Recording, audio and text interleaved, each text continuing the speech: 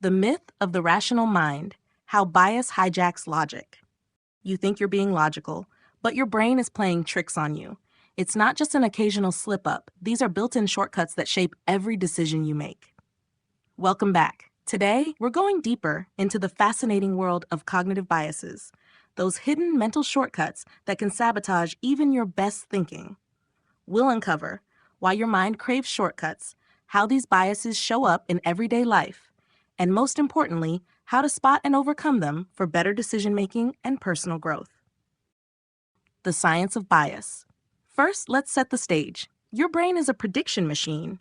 It's constantly trying to make sense of the world quickly and efficiently.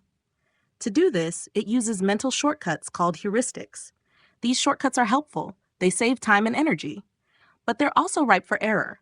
When these shortcuts go wrong, they become cognitive biases, systematic errors in thinking. For example, confirmation bias. You focus only on information that confirms what you already believe. Anchoring bias. You rely too heavily on the first piece of information you hear. Availability bias. You overestimate the importance of information that's easiest to recall. Reflection. Ask yourself, how often do you trust your first impression of something, only to realize later it was way off? Real-life impact. Biases aren't just abstract ideas, they shape your everyday decisions. Let's break this down. Politics. When you watch the news or read social media, are you seeking the truth or just the stories that agree with you? This is confirmation bias in action, fueling echo chambers and polarizing debates. Relationships. Think about an argument with a partner or friend. When emotions run high, your brain wants to defend your viewpoint. Motivated reasoning steps in, twisting facts to protect your ego. It's not logic, it's self-preservation. Financial decisions. In investing, we often see what we want to see, ignoring warning signs because they don't match our hopes, or sticking to a losing strategy because we're anchored to our initial decision. The common thread. In each case, the bias feels like logic. That's what makes it so tricky. The better you understand this, the more you'll see how your mind can sabotage your growth and relationships. Why bias feels like logic.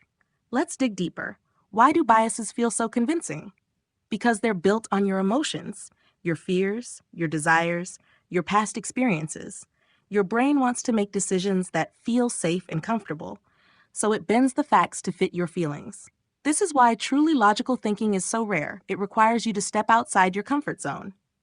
Practical steps to outsmart bias. So how can you spot and overcome these biases? Step 1, pause and reflect.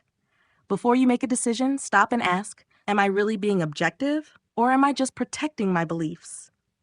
Step 2, seek disconfirming evidence. Make it a habit to search for information that challenges your viewpoint. It's uncomfortable, but that's where real growth happens. Step 3, embrace intellectual humility. Remind yourself, you don't have to be right all the time. You have to be willing to be wrong. That's how you learn and evolve. Step 4, build diverse input. Surround yourself with different perspectives. Friends who disagree, articles that challenge your assumptions. This expands your thinking and helps you see past your biases. Here's a challenge for you today. Pick one belief or opinion you hold strongly. Maybe it's about work, relationships, or politics. Then do a deep dive to find credible sources that argue against it. Reflect. What does this teach you about how your brain protects itself from discomfort? Remember, your mind is powerful, but it's also a trickster. The more you understand how biases hijack your logic, the better you'll be at making decisions that truly reflect your values and your goals.